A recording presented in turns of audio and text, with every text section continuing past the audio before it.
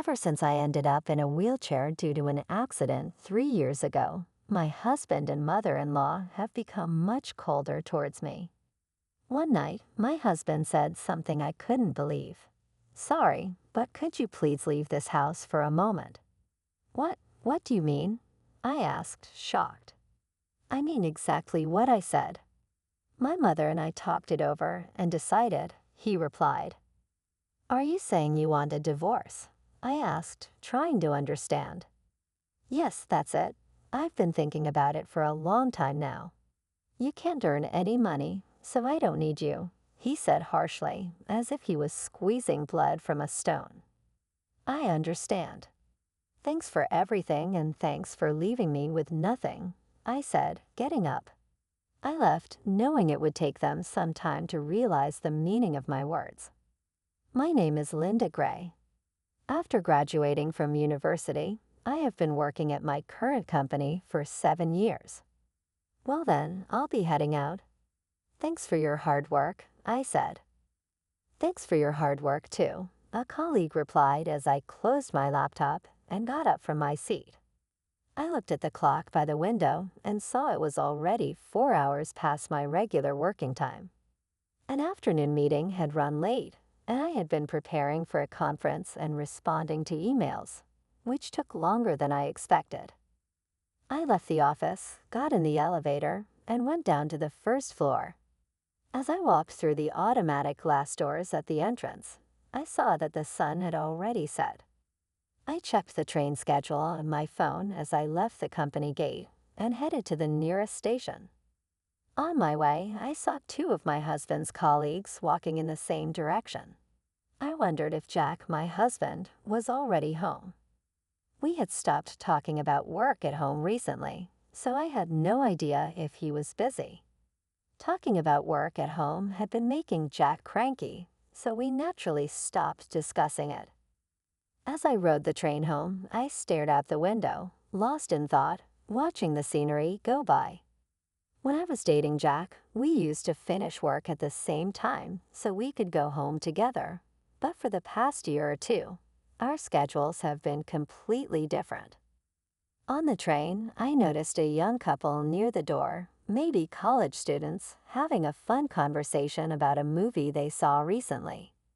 Their happy scene reminded me of my own past, and I had to close my eyes tightly to stop the emotions from overwhelming me. "I'm home," I called out as I opened the front door, took off my shoes, and saw the neatly lined up shoes in the entrance. It seemed everyone else was already home.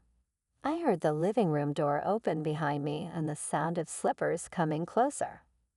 "Welcome home, Linda." "You were late today," my mother-in-law Jessica said warmly. "I'm home, mother-in-law. I'll start preparing dinner right away," I replied.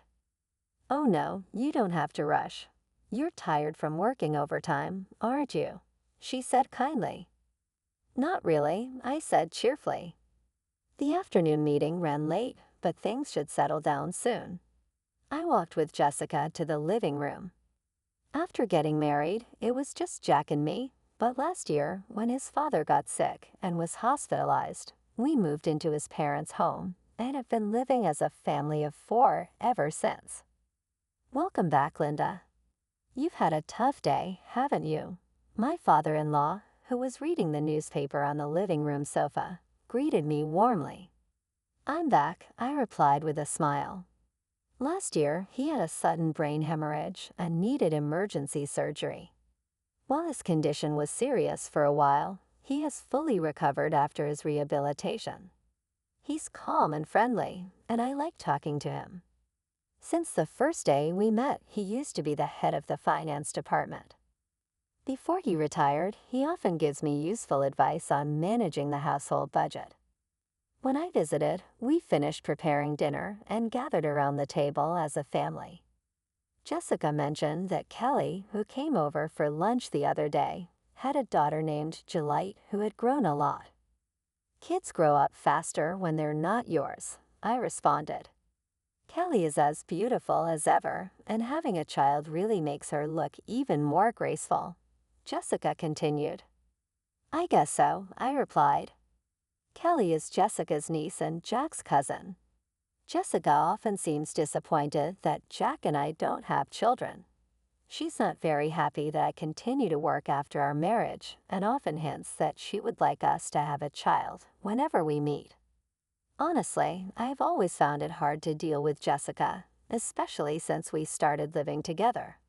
She tends to bring up the topic of having children, especially on days when I come home late from work. You could have had a child if you had started earlier, Linda. But I suppose it can't be helped because you're busy with work, she said. I nodded along, feeling uncomfortable. I glanced at Jack, who was quietly eating his meal without looking at me. Jack and I were colleagues at the same company and got married in our 3rd year of dating. We were told that it would be best if I became a housewife if we had a child, but we have both continued working since our marriage and haven't had any children. Both of us have wanted a child and tried everything from herbal medicine to medical tests, but nothing has worked.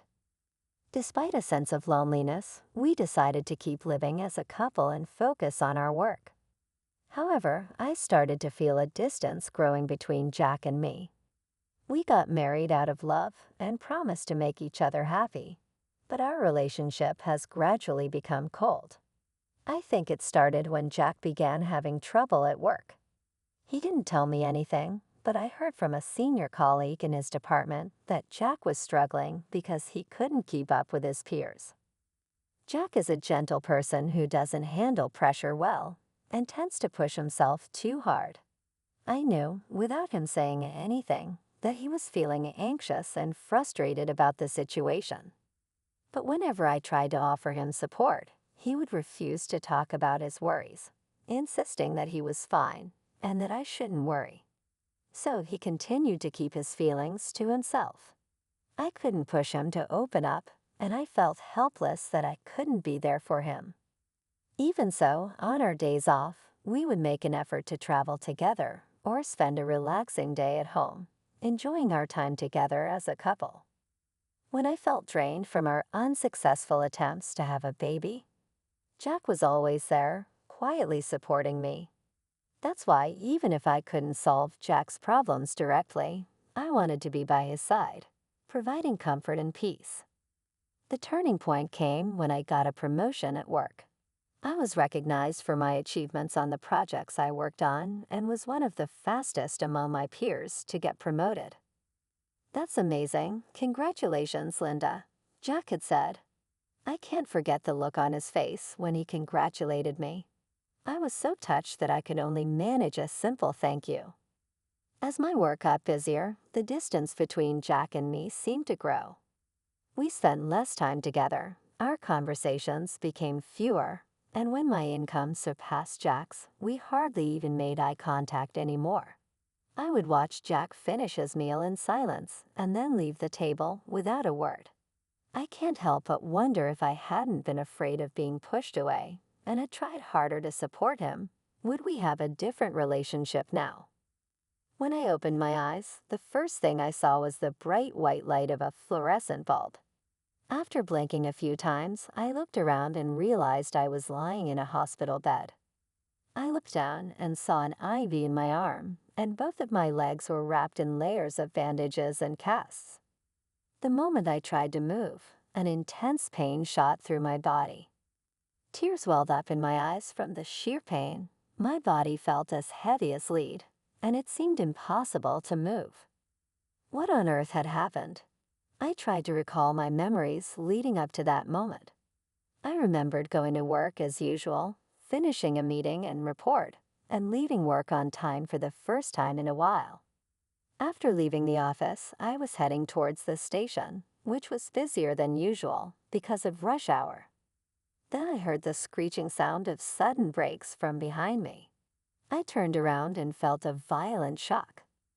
I realized I'd been hit by a car. Fear and pain spread through my body. I worried about the condition of my body. Now I heard footsteps approaching, and suddenly the curtain around my bed was opened. "Oh, Mrs. Gray, you're awake, but you shouldn't try to get up yet," said a young female nurse in a rushed tone. I understand you're confused, but your doctor will explain everything shortly. Please stay calm for now. Okay, I replied, and the nurse left in a hurry. A few minutes later, the doctor arrived and explained what happened. Apparently, a truck driven by a sleepy driver crashed onto the sidewalk, and I was hit from behind. I had been rushed to the hospital immediately after the accident, and it had been about half a day since the surgery. Excuse me, but have you contacted my family? I asked. Yes, we have informed your husband and his parents about the accident and that the surgery went well. However, they seem to be out somewhere and can't come right away, the doctor said. I see. Thank you, I replied. Jack was away on a business trip, and his parents had been on an overseas vacation since last week. From the doctor's tone, I could imagine their reaction to the news. Even though they were out, it didn't sound like they responded as you would expect when being told a loved one has been in an accident. I laughed bitterly, thinking about Jack's reaction. It didn't seem like he would be worried about me. The doctor continued to explain that while there were no life-threatening injuries, the damage to both of my legs was severe. They said the chances of walking again were not good. As I listened, it felt surreal, like they were talking about someone else's body, not my own. Jack visited the hospital 4 days after the accident. It was surprising to see his pained expression when he saw me covered in injuries, lying in the hospital bed. Sorry, he said, looking genuinely distressed. It's fine. Don't worry about it. I'm sorry for interrupting your business trip, I replied. It had been a while since we last talked, and the atmosphere was awkward. Our conversation stopped, and we both avoided eye contact. Jack then excused himself to talk to the doctor, leaving the room. I couldn't bring myself to call out to him and just watched him leave. It's been 2.5 years since the accident. My legs are still disabled, and I've been confined to a wheelchair since then. The accident happened while I was leaving work. I managed to stay with the company for a while, but it became too hard to continue, so I resigned about 5 months ago. Since then, I've been spending my time at home, but a few things have been bothering me. One thing is Jessica's attitude towards me. It's gotten much harsher than before. Linda, do you have a moment? Yes, of course. I'm about to head out, but could you fold the laundry for me? It's just folding, so you can do it even if you can't move your legs, right? Yes, please be careful on your way out. Well then, please get it done. Ever since I started staying at home, I've been getting more and more snide comments from Jessica. She seems unhappy that her daughter-in-law is at home all day and not working. Now, every time we meet, her requests come with a side of sarcasm. I sighed as I folded the laundry. The other thing that's been on my mind is Jack's job. According to a former colleague, Jack seems to be struggling at work more than ever. He's being outperformed by younger colleagues and subordinates who joined after him. He seems to be viewed as a burden by those around him. He used to keep to himself after coming home from work, but lately he's been taking out his frustrations on me more often. Must be nice, Linda. You don't have to worry about work relationships anymore, and you get to eat without having to work. I heard from Mom that you've been lazing around all day doing nothing. I wish I could have that lifestyle just once. I no longer saw any trace of the kind Jack I once knew. His sarcastic remarks left me feeling sad for the man he had become. One night, he said, I hate to ask this, but could you please leave this house? I was at a loss for words, unable to understand the meaning of his abrupt statement. What do you mean? I mean exactly what I said.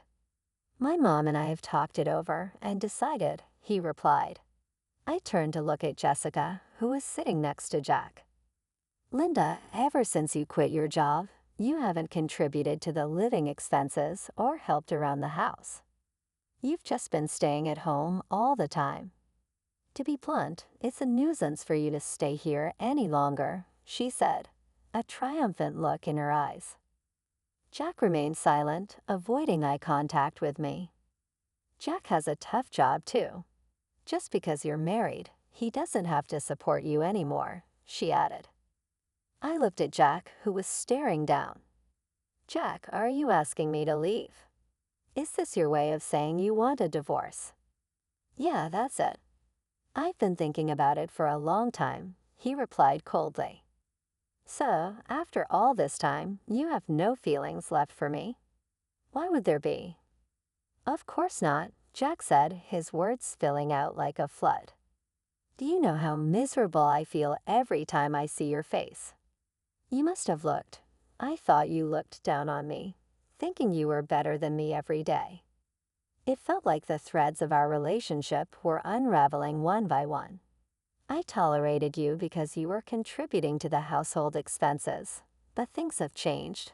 Now you're just someone who neither works nor has money, he said, clenching his fist, his words cutting like a knife. I don't need you now that you can't earn money. The last thread snapped, I said calmly. I understand. For the first time, Jack looked at me. But I have a condition, I continued. All the divorce procedures will be handled through a lawyer. If you agree to that, I will pack my things and leave within the week. Sure, it's fine, right, Jack?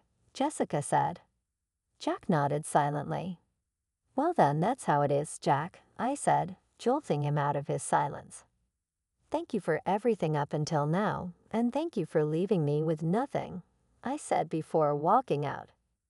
A few days passed since I left the house. When I checked my phone, I saw a call from Jack. I stared at the screen for a few seconds before picking up. Yes, Jack, I said. I'm sorry, could you please come back, he said. What's this all about all of a sudden? I asked, surprised by his change of heart. I heard from my dad that even after you quit your job, you've been covering our living expenses. You've been investing since you were working, haven't you? And now you're able to cover living expenses with the money you make from dividends, Jack said, his voice tinged with regret. Yes, that's right. So what? I responded, not sure where he was going with this. I left the household budget to you and my dad, so I didn't know anything about our finances. I thought we were living off my income, but now I realize we were mostly living off yours. I really regret saying such terrible things, Jack continued, his tone softer, almost pleading. After we got married, we merged our finances, and I began investing my own money. My father-in-law encouraged me to invest, and he was the only one I talked to about financial management and investments. Jack never showed any interest in our finances, leaving it all to his dad and me. So what am I supposed to do if I come back? I asked, trying to keep my voice steady. Well, my dad says that with my income alone, it's impossible to maintain the same standard of living we've had. Besides, I'm not confident that I can keep my current job for much longer. I'm struggling at work, and I don't know how much longer I can hold on, Jack admitted, his voice breaking. So what you're saying is you want me to come back so we can live comfortably? I asked, my anger rising. You really have some nerve. There was a long pause on the other end of the line, and I could hear Jack breathing heavily, trying to find the right words. The reason I never said anything before is because, even though my feelings have changed, I believed that deep down you still cared about me. But you're not the Jack I once loved anymore, I said, my voice trembling with emotion. That's not true, Jack said quickly, his voice full of desperation. I still care about you. I've just been going through a lot, and I've made mistakes. I know I've hurt you, but I want to make things right. Please come back. I sighed, feeling the weight of the years and the pain we had both endured. Jack, it's not that simple. You've hurt me deeply, and it's not just about the money. It's about how you've treated me, how you've taken me for granted. You've become someone I don't recognize anymore. Jack, I focused on rebuilding my life, finding solace in activities that brought me peace. Over time, the wounds began to heal, though the scars remained as reminders of what had transpired. Months turned into years, and I eventually found a new job that allowed me to regain my independence. I immersed myself in work, rekindled old hobbies, and reconnected with friends who had always stood by me. The divorce had taught me resilience and the importance of self-worth. I learned to cherish my own company and to rely on myself for happiness and fulfillment. It wasn't easy, and there were moments of doubt and loneliness, but I persevered. As time passed, I grew stronger. I no longer carried the weight of resentment or regret. Instead, I embraced the lessons learned and looked forward to the future with newfound optimism. Life after divorce wasn't what I had imagined when I first married Jack, but it was a life that I had shaped on my own terms. I found joy in the little victories and gratitude in the moments of peace. And through it all, I carried forward, knowing that I had made the right decision for myself. Jack, the only person I still kept in touch with, was my father-in-law. One day, my phone rang. It was my father-in-law. "So, have you had any trouble living alone since you split up with Jack?" he asked kindly.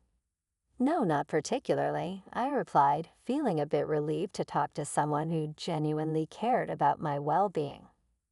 "That's good to hear. I'm sorry for the trouble we caused you, Linda." When I heard what happened from Jack and my wife, I was so angry that I couldn't help but shout. "I shouldn't have ignored the terrible way my wife and son treated you for so long. I'm truly sorry that I didn't do more to help," he said, his voice filled with regret. "It's okay, sir. Please don't worry about it," I replied, trying to ease his guilt. Actually, I caused some trouble too. After I left, things didn't go well at the house. Even without my income, Jack and Jessica kept living extravagantly without cutting back on their lifestyle. They ended up pawning their belongings and even went into debt. My father-in-law, frustrated with their irresponsible behavior, recently divorced his wife. "I see this as a good chance to rethink my life," I continued. "I can live just fine with my current lifestyle, and I want to take on new challenges. I feel optimistic about the future even though things have been tough." "That's the spirit," my father-in-law said, a hint of pride in his voice. "You've always been strong, Linda. I have no doubt that you'll come out of this even stronger." After hanging up, I reflected on how much my life had changed. I had always been the one to keep our household running smoothly, managing our finances, and making sure everything was in order. After we got married and combined our finances, I began investing my own money with the encouragement and guidance of my father-in-law. Jack had never taken an interest in our finances, leaving everything to his father and me. Since the divorce, I've had to make some adjustments. But overall, I've managed well. I've learned to live within my means, cutting back on unnecessary expenses and focusing on what truly matters. I've also started taking on new challenges, exploring new hobbies, and reconnecting with old friends. It hasn't been easy, but I've found a sense of independence and self-reliance that I hadn't realized I was missing. Reflecting on my relationship with Jack, I couldn't help but feel a mix of sadness and relief. We had once been so in love, but over time our relationship had deteriorated. The pressure from his job, the expectations from his family, and our struggles to have a child had all taken their toll. Jack had changed, becoming someone I no longer recognized. His coldness and lack of support had driven a wedge between us, and no matter how much I tried to reach out to him, he had pushed me away. When I finally made the decision to leave, it was the hardest thing I had ever done. But now, looking back, I realize it was also the best decision for both of us. Jack needed to face his own issues, and I needed to find my own path. The divorce proceedings were straightforward, thanks to the help of my lawyer and the support of my father-in-law. He had always been kind to me, treating me with respect and offering his wisdom and advice on financial matters. Even after the divorce, he remained a source of support, checking in on me regularly and offering his assistance whenever I needed it. I learned that after I left, the household fell into chaos. Without my financial support and management, Jack and Jessica continued to spend recklessly, refusing to cut back on their lavish lifestyle. They eventually had to pawn their belongings and even went into debt. My father-in-law, frustrated with their irresponsibility and fed up with the constant stress, decided to divorce. Jessica, now I see this as a chance to reassess my life and set new goals. I've been focusing on my own happiness and well-being, taking things one day at a time. I found new strength within myself and a renewed sense of purpose. I also started to explore new opportunities, whether it's a new hobby or a potential career change. Life may not have turned out the way I expected, but I'm determined to make the most of it. As I laughed cheerfully with my father-in-law over the phone, I felt a sense of relief and hope. The future is uncertain, but I'm ready to face it with a positive attitude and an open heart. I'm grateful for the lessons I've learned and the support I've received, and I'm excited to see where this new chapter of my life will take me.